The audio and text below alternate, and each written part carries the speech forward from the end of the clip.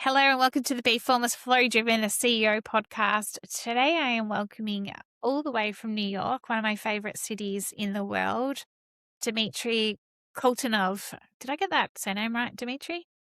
You got it exactly right. Did Very I? nice. No practice, I strong didn't even check instincts. with you. I generally always check. You just knew this time. You're I just going to just one-shot it. knew. I just knew. How are you? What a good way to start a podcast. It's a great The way to start a name's right. podcast. Let's go.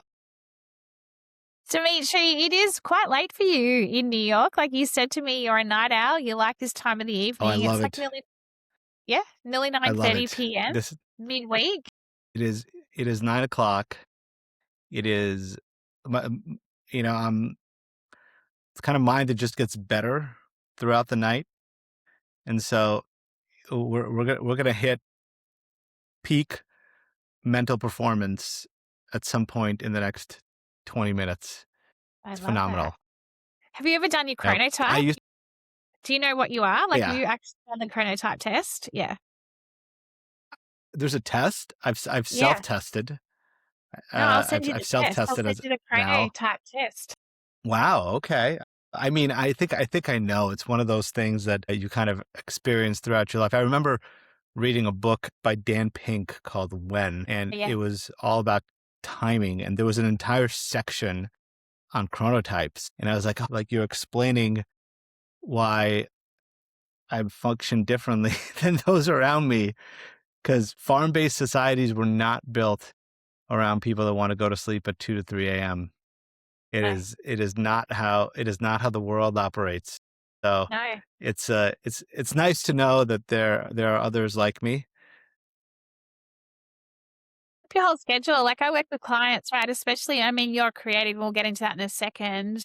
It makes complete sense. But, from a chronotype perspective, understanding what you are and when you're at your most mentally alert and you're at your most creative or, when you're most Yeah. inspired is in the evening. So if someone, like it Oh, works yeah. really well in business because if you're, expected to show up to a meeting first thing in the morning or be at your most creative then, you're exhausted. You're like sleepy Tom. You're like sleeping.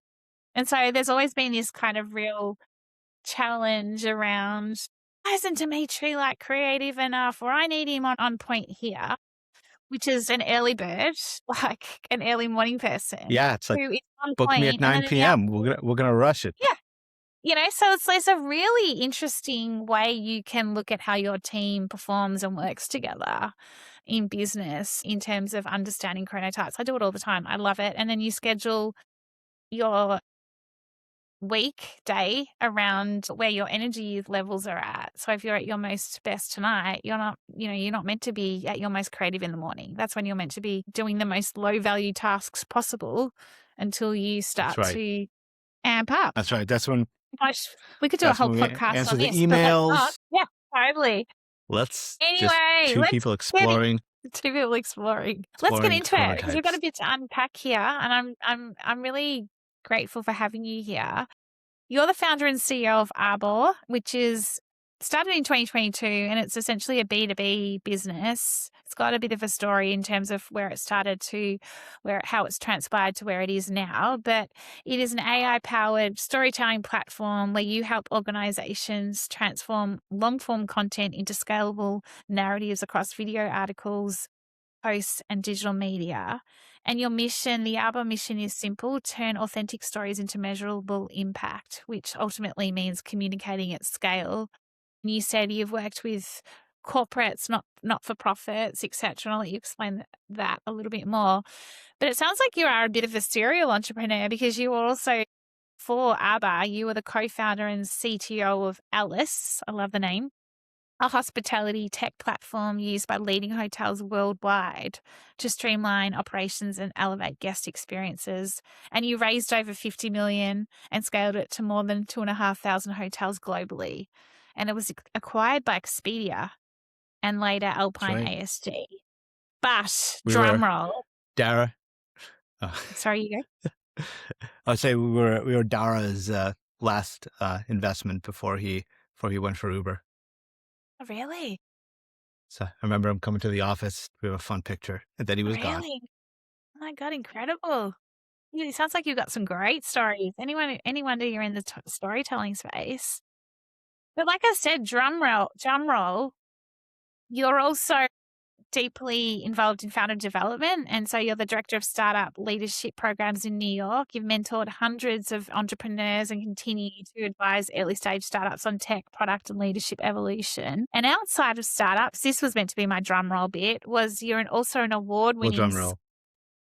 double drum rolls. You're you're an award winning songwriter and storyteller, currently developing a folk rock musical for Broadway. Tell us a bit Doing it. about every. Where, yeah, I guess independently, that all feels like five different people, but it's kind of the wonderful and fun randomness that I like to call life. I actually was speaking with my executive coach today, and one of the things that we were talking about was the nature of performance. So the first thing that I did growing up was write and perform. I was pretty much, my mom's a songwriter and performer, so we would play on festivals when I was like 8 or 9. So I kind of grew up on a stage and wrote my first song at 12. Got my entrepreneurial experience by putting a rock band together when I was 15. We would book our own shows, make our own merch, and try to figure out how to create a path. This is like pre-internet, pre-YouTube. So uh, the idea of like a kid entrepreneur at that point didn't exist. It was No. just trying to do whatever you can to hold the dream. But it was an incredible learning experience and kind of very formative. And what we were talking about with the executive coach is how teaching at this point is a form of performance. You're connecting with people, sharing a message. And even though I don't get to perform anymore, I do get a lot of that same connected feeling when I'm engaged in a class, talking about ideas. It's really fun. Yeah. Yeah. It would be. Like, of course it is. Like, it's fascinating in terms of that what you just said, teaching is a form of performance. What do And you. I mean performance in a very communal way, because there's a lot of different kinds of performers. I'm not a very egocentric person. So for me, it's not about being seen, it's about being connected. Yeah. And I feel like great performances have a bridge between the performer and the audience. The performance is somewhere in the middle, and you kind of create this thing together. And if done well, it's a really like transformative experience for everyone there, and you can't replicate it. A different set of audience is going to have a different feeling. And so the same thing if you're teaching a subject. Like I've been teaching entrepreneurship now, I think for 14 years. And with the startup leadership program, I came in as a fellow in 2012. I'd been in corporate for I graduated in '03, so about a decade. And I was in finance. I had this thing called the CFA, which is like a master's in finance. I was building trading systems for one of the largest hedge funds in the world. And I knew nothing about startups. So it was like this strange thing where you know everything about public markets and how to value options, building discounted cash flows, all that stuff. But when you say, well, how does the stock actually start? Where does it come from? And where does that idea grow? I had no idea at all. And so I always thought it's kind of like learning about people at the age of 18, and everything before 18 is like, don't worry about that. Just like Yeah. we'll Exactly. start at the college age. And so Yeah. just became fascinated with it. And this is pre-YouTube still.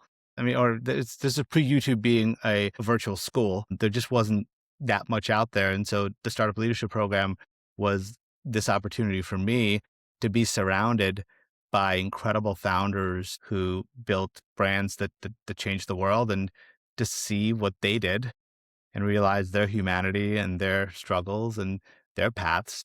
And I just got addicted. So left corporate and started a company and was asked to be a helper. And after a year of helping, was a co-director. And then I've been running the thing for about 12 years now. And it's probably the most satisfying thing we do. Like yesterday, I was doing a fireside chat with the founder of Venmo, talking about how he built the still the largest peer-to-peer payment app in the US after almost Incredible. almost 10 years, right? And there are ups and downs, and how they started in '09, but didn't really start to scale until 2012. I think hearing people's stories and being able to connect with the turns, just such an interesting way to spend your time, because I rather than reading, you're kind of living somebody's life with Yeah. them. And it's just fascinating because then you get to learn from it and you get to take whatever you need for your own growth. So yeah, It's it's been it's really yeah. fun. Yeah. And do you know what's coming up for me also is like like you are obviously, like in arts, performing arts, creativity, etc. And then like, you're working on like a production for Broadway, for example. But like I was thinking, like even with what you're doing with the startup in this startup space, it's almost like it is performing arts in a way in terms of, there's a lot of actors or actresses, if you like, that are, working their butts off, have a big dream, a big like, kind of North Star that not everyone's going to hit a unicorn, for example, but like it's that kind of, like you say, the trials and tribulations of. So you can see how the two worlds collide. And I loved the way you talked around. Sorry, could you go? Yeah, no, yes. They collide almost to the way that advice for musicians Yeah. works as advice for founders, and advice for founders works as advice for musicians. Like I saw a post last month that just like stopped me cold, and it was a music producer giving a talk to a room full of new artists about what leads to success. Mm. And what he mentioned was a lot of people think that success is the product of getting exposure. And actually, it's not really about exposure. It's about learning how to be unseen for much longer than you would like. That is like, whew, that's a good one because it's so true because you fight it constantly. Like, I'm not being seen. I need to be more performative.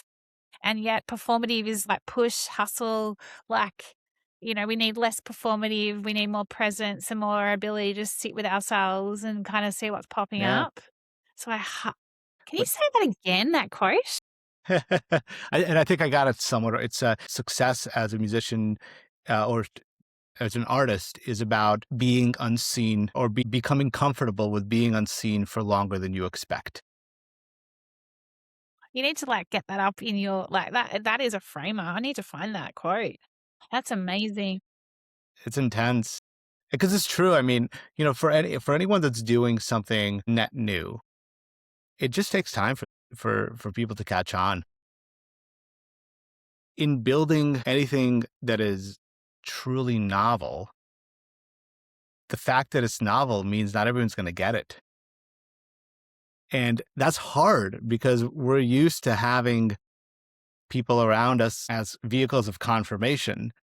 But if you're doing something truly new, they can't confirm it yet. And this happens throughout so many different examples in both art and in Business. business. So I think one helps the other. Like, what was it that, I don't know if you ever saw the Bohemian Rhapsody movie, Yeah, where the record labels did not want to put out Queen's Bohemian Rhapsody. Who that's would right. listen to a 6-minute song with opera in it? It is a completely counterintuitive idea. And the same thing happens with startups. Another fireside we did this year was incredible founder named Artem Petikov, who started a app called Noom, the largest weight loss app in the US, in a unicorn. And somebody asked him, what's the best way to engage your friends to talk about your business? And he was like, don't don't ask your friends about your business, because if your friends are not entrepreneurs, what they're going to tell you is what the mean says. They're going to tell you what the average person says, but the average person is not starting a company. And so they're just a reflection of the echo chamber. So you can ask people that are in entrepreneurship, you could ask people that start new things, but expecting people that don't create something new to see something in the process of creation is unfair. So you kind of have to trust it. And kind of going back to the art side of things, 80s Town is a super interesting musical, but it's about the story of Orpheus and Eurydice. And not to ruin it, but the entire story is actually this allegory for trust. And so um the I think Orpheus is the guy. I forget the name. I could be totally wrong on this, but he loses the love of his life because she gets stuck in hell, and he goes to hell, literally to hell and back to get her. And in the process of going to hell to get her, he is told that when you get her and you come back, trust that she will come back with you. And the story is, and if you don't trust it, then you will lose her. And the story is he goes down and he fights the devil and he finally gets her freed up, and they leave together, and they leave on a path where you cannot walk side by side. And as they walk home in the dark, he keeps wanting to know, is she following him? Is she there behind him because he can't see her? And eventually he breaks and he looks back and she's there. But because he didn't trust that she was there, he loses her. Wow. Because that was the thing that he couldn't do. He had to trust that she was just there. Yeah. And it's such an interesting part of Being an entrepreneur. entrepreneurship. You have to Yeah. trust yourself because you are going through hell and back. You're I'm always fighting. going through hell and back. I've been going through hell and back this week, and then I'm like having conversations like this, and it's bringing me back. But it's just this constant. I must admit, like I'm just in the dark a lot at times, like we all are as entrepreneurs. If you're building something net new, like you say, and you can't even, you probably have these conversations with founders like in the startup space. And maybe this has happened to you as well. Sometimes you can't even articulate, you've got something, but you're still creating it. You're still working through exactly what it means, what it is, or like the evolution of it. And so you have to be careful because you have some people say, I don't know what you're not clear on your product, or you're not clear on this, or you're not being clear on that. And if you start taking all those bits of information and you start to not trust, no, I know where I'm going and I know what this is, just because I'm not clear enough, you can easily get yourself muddled and lose. It's like you're turning back to look to see if Well, she's following you or that's not. Do you know what I mean? It's exactly that. It's like if you are building something that nobody has seen yet, asking for confirmation whether they see it isn't useful. You haven't seen it yet. And so until you bring it to light, others aren't going to see it. The interesting part about entrepreneurship is this massive belief that you have to hold on a thing that nobody sees but you. And it just has to be there, and you have to find ways to reinforce. I remember hearing a lecture from, I think it was Fred Wilson, who founded Union Square Ventures. And he had such a beautiful take on the job of great venture capitalists. And it is to help founders believe in themselves. Yeah. And they do it first through capital, right? We are giving you capital to do this thing. But eventually the great ones do it through coaching, right? Through encouragement, which, like, I love that word because we all use the word encouragement, but like built into that word is the word courage. So encouragement actually means to create courage. Yeah. And so you want the investors or your friends or your family, whoever's in your circle, you want them to create courage. Sometimes you want to get that courage because, do you see what I'm seeing? And the truth is, they may not. They probably won't. That doesn't mean you should be any less confident, but you have to find a way to keep walking forward, right? To not look back. And I think Yeah. think that's why I love the startup leadership program. It's why I love community. This whole thing of like, if you want to go fast, go alone. If you want to go far, go with others. To be in a room with all these people who are also striving for something, who are also pushing, is just a gift, because you see the collective motion and the collective struggle, and it helps normalize that doing hard things means going through hard times, and going through hard times does not mean that the thing is not working.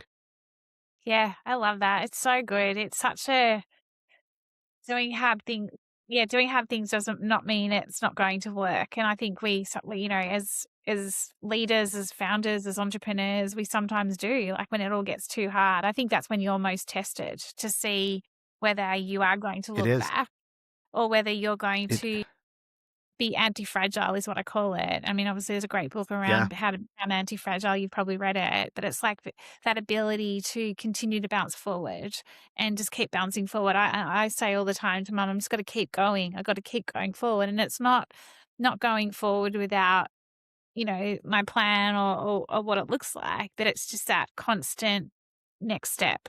Take that next step, like being the ability to step into the unknown, to be open minded, to have the courage or create the courage, that yeah, curiosity, like that, that's all about, that's my formless, like it's my mantra because it's the only way, like, especially if you are here to do something that potentially no one, other people haven't done before. Like that's what this new world is all about, and you're probably seeing that with a lot of startups, and especially in the program, in terms of we are entering a new world. We're in a new world, so there's so yeah. much opportunity. Yeah, I have to say, there has, I think, never been a better time to make something new than right now. It may be very unstable, but unstable moments favor new ideas much more than protecting old ideas. And so what's happening right now, I'm an optimist, so I think everything's going to go well. Too, it's all the color. Some days I'm like, just don't watch the news. I think we'll go through hard times, but I think it'll shape people more than destroy them. And it's just such an interesting time right now, because I remember going to college as the .com world was coming on, and being on campus, and I went to Penn, which is like a really big finance school, and like everyone was going to work at some sort of a like Goldman Sachs or whatever it is, and it's 2000, and there's all of these lectures of like why you should do a startup, and why you should do um why you should quit your consulting job. And then the .com crash, and like all those people disappeared. And it was just like, let's go back to working for Goldman again. I remember that moment, and I remember the excitement of it. And I was too young and honestly just too immature to even understand what startups are. And if you trace what happened from 2000, it took years for the idea of a website to penetrate big companies. Yeah, You and I had websites for probably from 5 to 10 years before every business had a website. The same thing with mobile apps came out way mm, before any businesses had apps. Maybe a few would have it.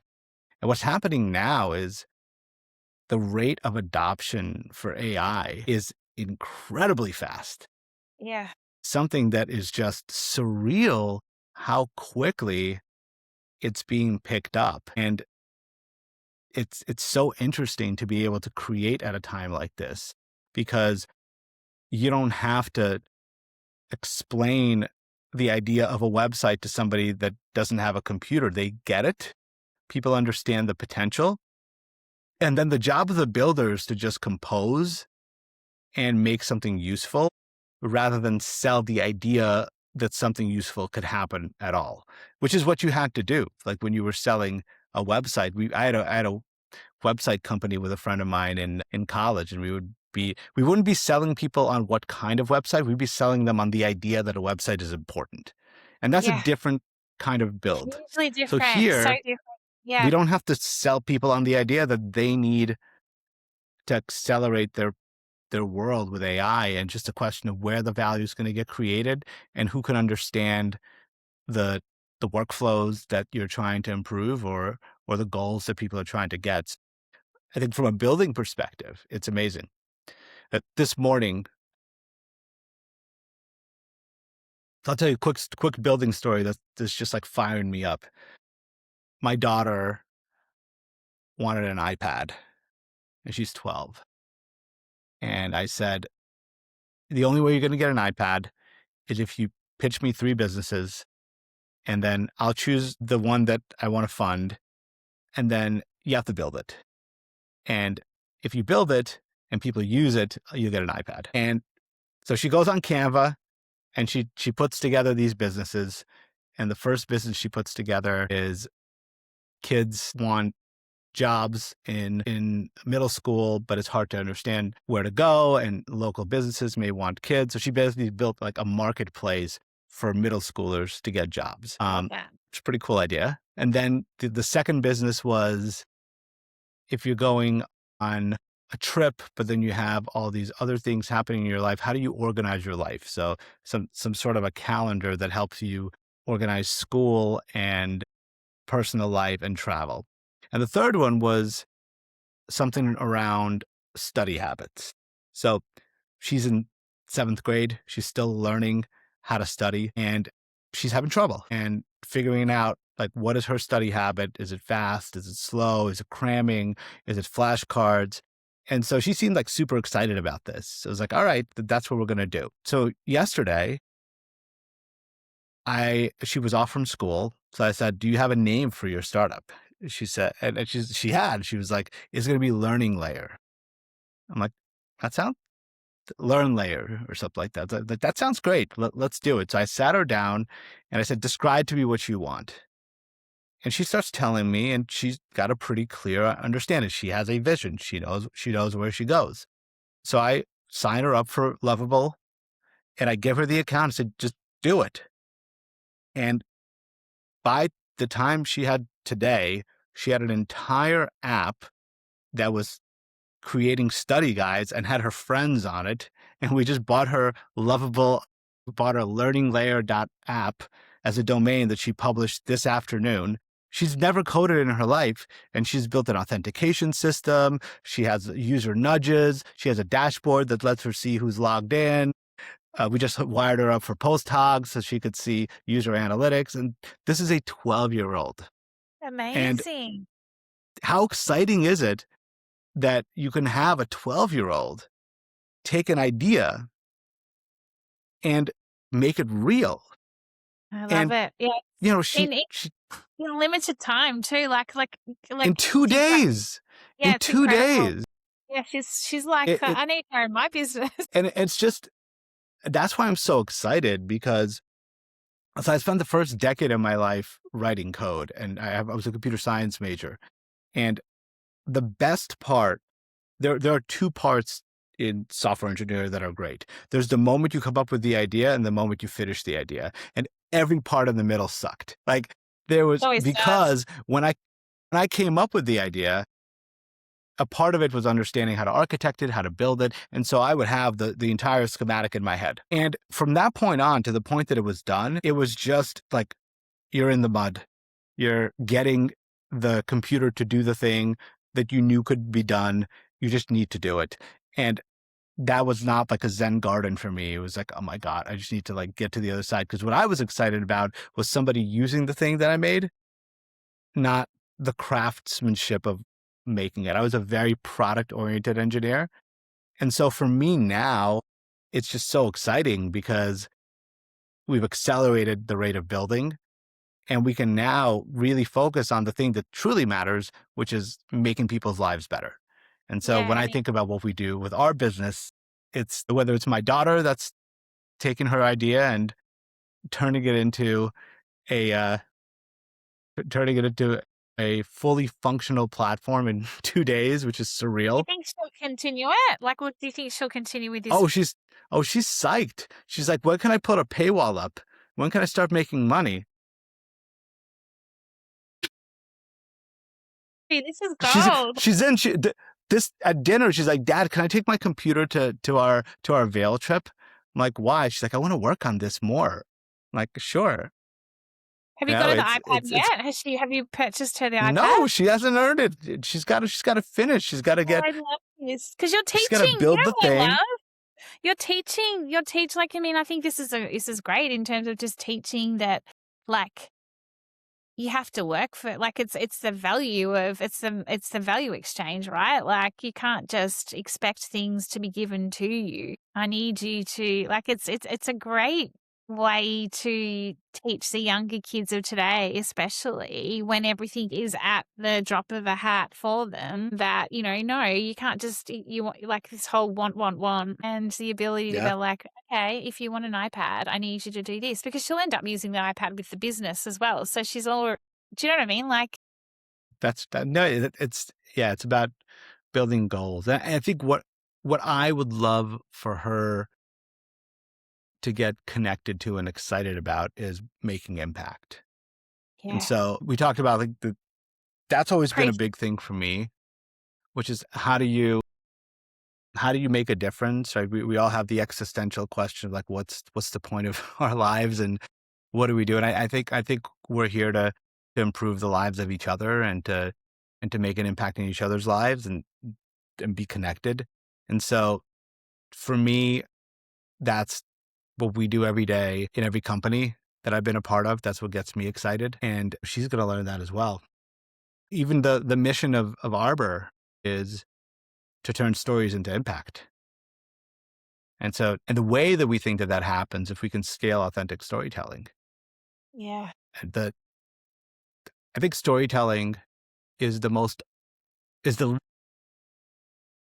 power in the human world, I agree. because storytelling is both the most impactful thing that we can do, and it's a thing that we know. Like if you ask somebody, have you heard of storytelling? It would be a silly question. But how many people learn storytelling?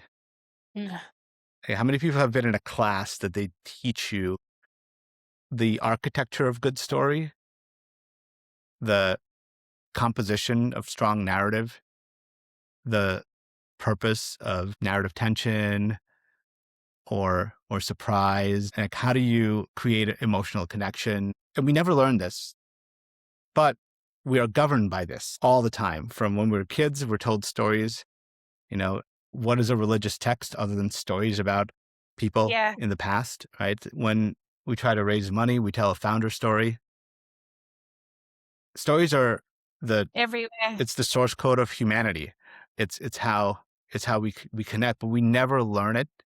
And so you mentioned my theater thing, so I got to study storytelling by being in a room with professionals who told stories as a living and were at the highest level possible. And I was curious how it all worked. And so I kind of got my 10,000 hours in storytelling by reading all these books about narrative structure from Yeah, Aristotle all the way out to, like that big storybook from film, and all of that was just so inspiring. So when we started Arbor, the ability to scale storytelling, to scale the human narrative, and specifically narrative of real people who want to share their experiences and be able to take that and use technology and AI together to accelerate the way that we communicate with each other is such a joy. I love thinking about this problem. I love thinking about the evolution of it. And at the end, when we do a good job, we're helping important messages land, right? We're yeah, helping communicators meet the moment. And so to me, that's another exciting thing that AI brings. It's the kind of technology that we're building. And I've been building technology for over 20 years. The kind of technology that we're building today was impossible to do 5 years from now, 5 years mm, ago. Like agree. I Yeah, literally would not be able to do what we do now 5 years ago. I couldn't even think of it.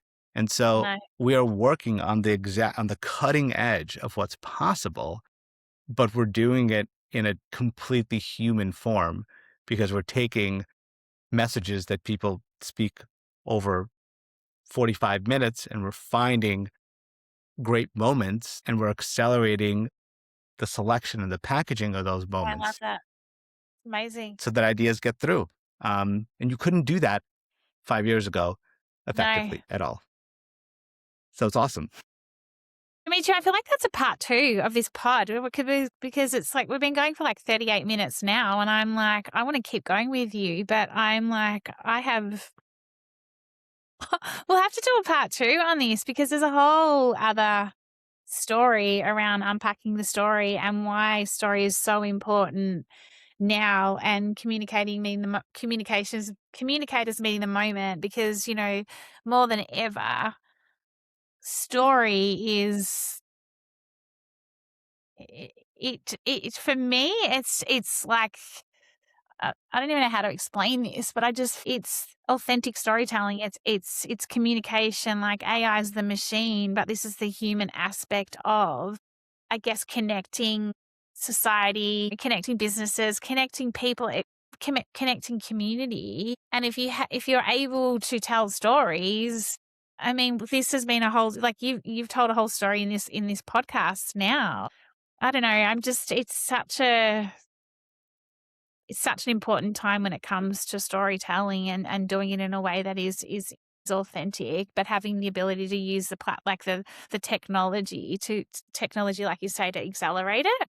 Accelerate it and help amplify it across all the different channels because people listen in different places and in different ways. Yeah, And so are you written? Are you visual? Are people listening? Are people watching? Are yeah, people watching and reading? And the answer is yes to all of them. And so the only way to get the message out is to spread it broadly and to meet the listener where they are, not where your story started. And that's the hard part about meeting the moment. Because if you really want to meet the moment, you have to also meet the listeners where they're at. yeah. Absolutely. I feel like you've met my listeners where they're at today, that's for sure, because we've had quite the conversation.